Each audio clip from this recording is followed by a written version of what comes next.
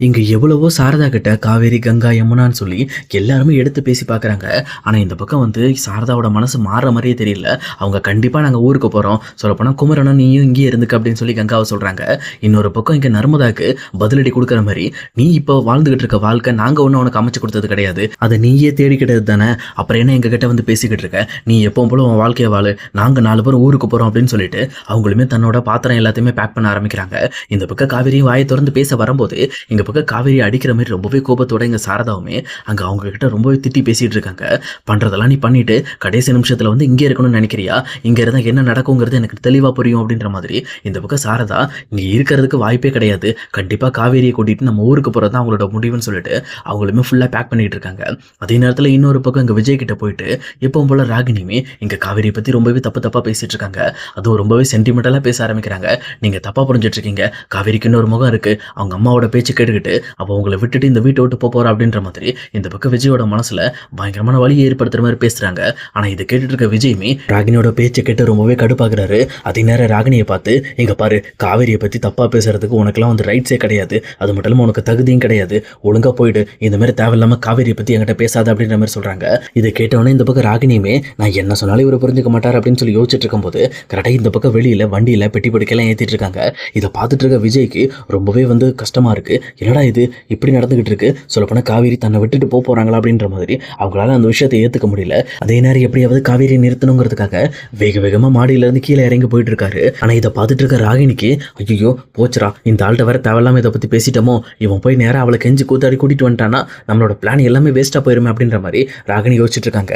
அதே நேரத்தில் விஜயுமே இங்கே காவேரிகிட்ட பேசுறதுக்காக இறங்கி வந்து காவேரின்னு சொல்லிட்டு காவேரி கிட்ட பேசுறதுக்காக முன்னாடி வராங்க. ஆனால் கரெக்டாக குமரனுமே அந்த விஷயத்துலேருந்து தடுக்கிறதுக்காக இங்கே விஜயை பிடிச்சி நில்லு, நீ எல்லாம் காவேரிட்ட பேச தேவையில்ல அப்படின்ற மாதிரி சொல்றாங்க. ஆனா பக்கத்துல இருக்க நிவின் இந்த பக்கம் விஜய் ஓரளவுக்கு தெளிவா புரிஞ்சுக்கிட்டு இங்க பாருங்கண்ணா, நீங்க அவசரப்படுறீங்க, அவர் அங்க காவேரிட்ட பேசிட்டு அப்படின்ற மாதிரி சொல்றாங்க. ஆனா இந்த பக்கம் குமரன் அந்த விஷயத்தை ஏத்துக்கிறதுக்கு சுத்தமா தயாராகவே இல்லை. அவருமே விஜய் பிடிச்சி தள்ளி விட்டுட்டே இருக்காரு. நீங்க இனிமேல் காவேரி கூட பேசவே கூடாது, முதல்ல இங்க இருந்து போ, என்ன ரொம்ப யோகிய மாதிரி நடிக்கிறியா அப்படின்ற மாதிரி இந்த பக்கம் விஜய் பிடிச்சி தள்ளி விடுறாங்க. அப்ப விஜயுமே இங்க பாருங்க குமரன், தேவையில்லாம என் வழியில வராதிங்க, நான் இங்க வந்து காவேரிட்ட பேசி ஆகணும், காவேரி என்னோட ஒய்ஃப், அவகிட்ட பேசுறதுக்கு எனக்கு உரிமை இருக்கு அப்படின்ற மாதிரி இந்த பக்கம் விஜயுமே முன்னேறி போகிறதுக்கு பார்க்குறாரு.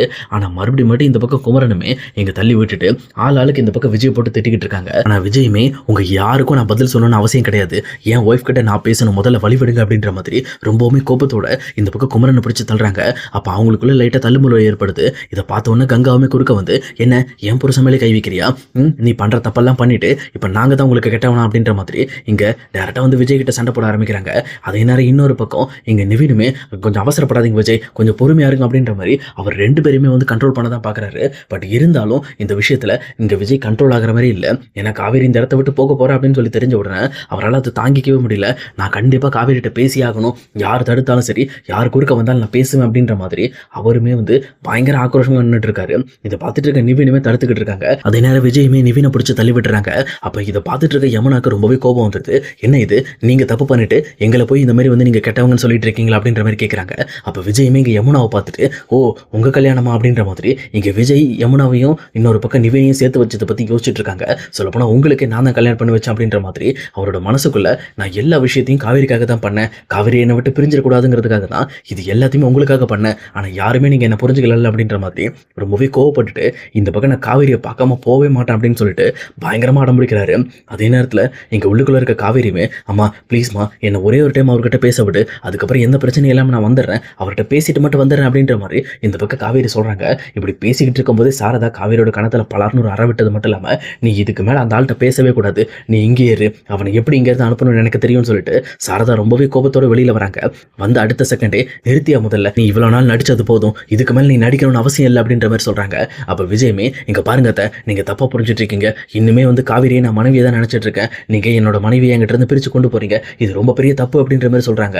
ஆனால் இதை கேட்ட சாரதாவுமே நடிக்காதையா, நீங்கள் சொல்லப்போனால் எல்லா விஷயத்தையும் நீ பண்ணிட்டு அக்ரிமெண்ட் மேரேஜ் போட்டு பண்ணிட்டு என் பொண்ணையும் வீட்டை விட்டு வெளியில் அனுப்புறதுக்காக பேக் வரைக்கும் பேக் பண்ணி வெளியில் அனுப்பிச்சிட்டு கடைசியில் ஒன்றுமே தெரியாத மாதிரி எங்ககிட்ட வந்து நல்ல மாதிரி நடிச்சுக்கிட்டு இருக்கியா, நீ யார் என்னன்னு எங்களுக்கு தெரியுயா, சொல்லப்போனால் ஒரு டைமில் நீ எவ்வளோ வந்து எங்கள் குடும்பத்துக்கு நிறைய ஹெல்ப் பண்ணுறதெல்லாம் பார்த்துட்டு பரவாயில்ல எங்களுக்கு ஒரு நல்ல மாப்பிள்ளை கிடச்சிருக்காங்க, உங்களை மலை மாதிரி வச்சு நாங்கள் சாமியாக கும்பிட்டோம்னு நினச்சிட்டு இருந்தையா, ஆனால் நீங்கள் பண்ண விஷயத்தில் நான் ரொம்பவே இடிஞ்சு போயிட்டேன், இதுக்கு மேலே என் பொண்ணை உங்களை நம்பி என்னால் கண்டிப்பாக கொடுக்க முடியாது, ஏன்னா நீங்கள் ரொம்பவே கேவலமானவங்க, முதல்ல இங்கேருந்து போயிரு, என் பொண்ணுகிட்ட நீ பேசவே கூடாது வரக்கூடாது அப்படின்ற மாதிரி இங்க விஜயை பார்த்து ரொம்பவே கோபத்தோட பேசிட்டு இருக்காங்க.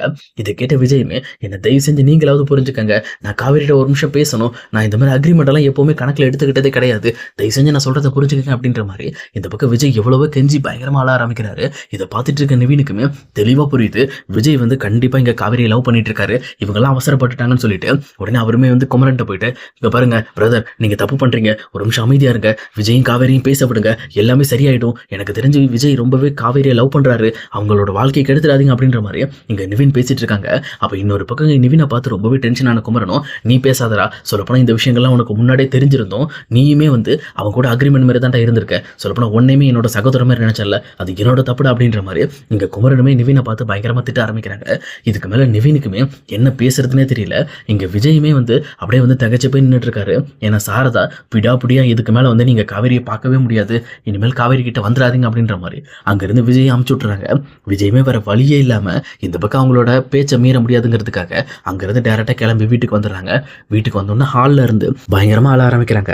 அப்போ கரெக்டாக அங்கே வந்து தாத்தாவுமே, இங்க பாரு விஜய், இந்த மாதிரி நீ அழுறதுனாலையும் அதே நேரம் நீ கஷ்டப்படுறதுனாலையும் இதுவும் மாற போறது கிடையாது. ஏன்னா இவ்வளோ நாள் உனக்காக காவேரி நிறைய தியாகங்களை பண்ணியிருந்தா, அதே மாதிரி நீ இப்போ அவளுக்காக நிறைய தியாகங்களை பண்ண வேண்டியது இருக்கு.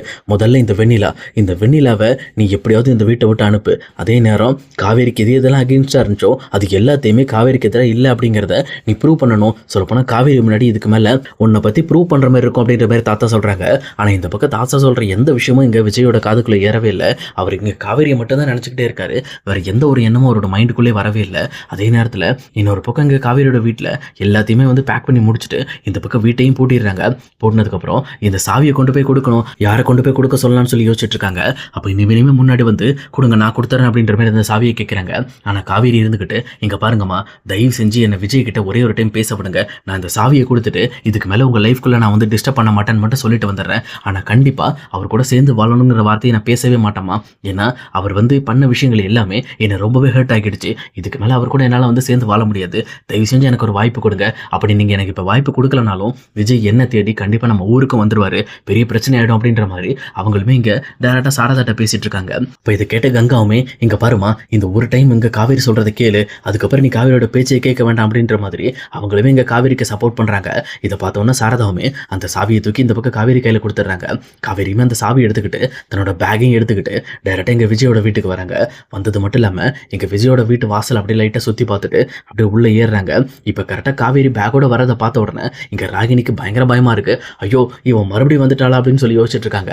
ஆனால் அதே நேரத்தில் எங்கள் தாத்தாவும் பாட்டியும் கொஞ்சம் டிஃப்ரெண்ட்டாக பார்க்க ஆரம்பிக்கிறாங்க. ஏன்னா காவேரியோட முகத்திலே தெரியுது, இதுக்கு மேலே இந்த வீட்டுக்கு நான் வரமாட்டேன், இதுக்கு மேலே இந்த வீட்டை சேர்ந்தவன் நான் கிடையாது அப்படின்ற மாதிரி ரொம்பவே வந்து அன்கம்ஃபர்டபுளாக அவங்க பார்த்துக்கிட்டு இருக்காங்க. இதை பார்த்துட்டு இருக்கிற தாத்தா அமைதியாக இருக்கும்போது இங்கே விஜயமே, பார்த்தீங்களா தாத்தா, காவேரி வந்துடுவான்னு சொன்னால, பார்த்தீங்களா என்னை தேடி வந்துட்டா அப்படின்ற மாதிரி, வா காவேரி அப்படின்ற மாதிரி காவேரியை விஜய் கூப்பிட்றாங்க. ஆனால் அங்கே விஜய் எதிர்பார்க்காத மாதிரி காவேரியுமே, இங்கே பாருங்க, இதுக்கு மேலே இந்த வீட்டுக்கு நான் வரமாட்டேன், உண்மையை சொல்லப்போனால் என்னால் எல்லா விஷயத்தையும் மறந்துட்டு மறுபடியும் எங்கள் விஜயோட ஒய்ஃபை வாழ முடியாது, எங்கள் அம்மாவோட ஆசைப்படி நான் இப்போ எங்கள் அம்மாவோட ஊருக்கே போகிறேன். ஆனால் போகிறதுக்கு முன்னாடி இங்கே பாருங்க விஜய், என்னை டிஸ்டர்ப் பண்ணாதீங்க அப்படின்னு சொல்லிட்டு போகிறதுக்காக தான் வந்தேன் அப்படின்னு சொல்லிட்டு இந்த பக்கம் அந்த வீட்டோட சாவியை இங்கே விஜய் கிட்ட கொடுக்குறாங்க. விஜயுமே வந்து, காவேரி நீமா என்ன புரிஞ்சுக்கல, என் மனசில் எந்த அளவுக்கு லவ் இருக்குது அப்படிங்கிறத நீ இன்னுமே புரிஞ்சுக்காம பேசிக்கிட்டு இருக்க காவேரி அப்படின்ற மாதிரி சொல்கிறாங்க. ஆனால் காவேரியுமே, இல்லை விஜய், உங்களை நான் முழுசாக புரிஞ்சுக்கிட்டேன், நீங்கள் என் மேலே பயங்கரமான லவ் வச்சுருக்கீங்கன்னு எனக்கு புரியுது, ஆனால் இதுக்கு மேலே உங்களுக்காக என்னால் இங்கே இருக்க முடியாது, எங்கள் அம்மாவோட ஆசைப்படி நாங்கள் எங்கள் சொந்த ஊருக்கே போகிறோம், தயவு செஞ்சு டிஸ்டர்ப் பண்ணாதீங்க அப்படின்ற மாதிரி இங்கே காவேரியுமே விஜயை விட்டு விலகுறாங்க. இதை பார்த்துட்டு இருக்க விஜயால் அந்த விஷயத்தை தாங்கவே முடியல. அவருமே பயங்கரமாக கதறி கதறி அழ ஆரம்பிக்கிறாரு. அப்போ தாத்தாவும் பாட்டியும், சரி கவலைப்படாதப்பா, எல்லாமே சரியாயிடும், அவள் கண்டிப்பாக உன்னை புரிஞ்சுக்கிட்டு திரும்பி வருவான்னு சொல்லி அவங்களுமே விஜய்க்கு ஆறுதல் சொல்லிக்கிட்டு இருக்காங்க.